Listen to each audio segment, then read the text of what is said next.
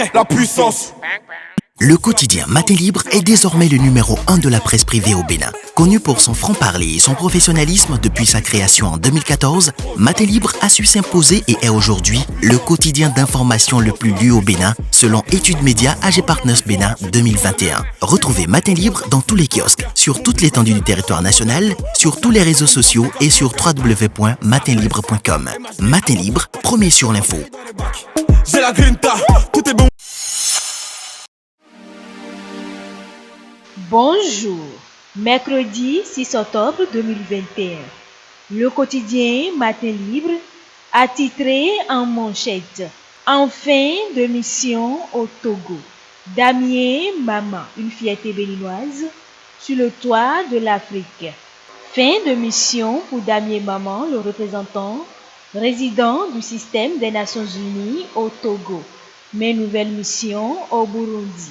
Nommé par le secrétaire général de l'ONU, ce Béninois portera une fois encore les couleurs de son pays sur le toit de l'Afrique. Les détails sont en page 3.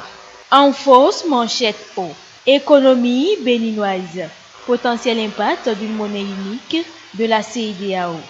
En vue de l'intégration économique et monétaire, les 8 pays membres de l'Union économique et monétaire ouest-africaine UEMOA s'engagent à mettre en place les bases de leur adhésion à projet de monnaie unique de la communauté économique des États de l'Afrique de l'Ouest CEDEAO. Cette décision historique marque une étape significative dans la réalisation d'un projet commun, construit collectivement la croissance des pays de la CEDEAO et fait de cette zone l'épicentre d'une prospérité qui bénéficiera aux générations actuelles et futures. Membre de l'Union, l'initiative d'une monnaie unique impacte l'économie béninoise. À l'oreillette, négociations, gouvernement, syndicats, ce qu'il faut retenir.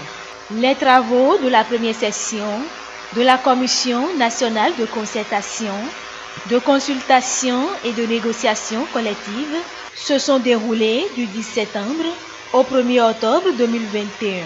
Une rencontre qui a permis au gouvernement de prendre langue avec les responsables des confédérations syndicales afin de débattre des revendications des partenaires sociaux. Divulgation d'une enquête en France. Mardi noir pour l'Église catholique. Un rapport accable plus de 3000 prêtres agresseurs sexuels.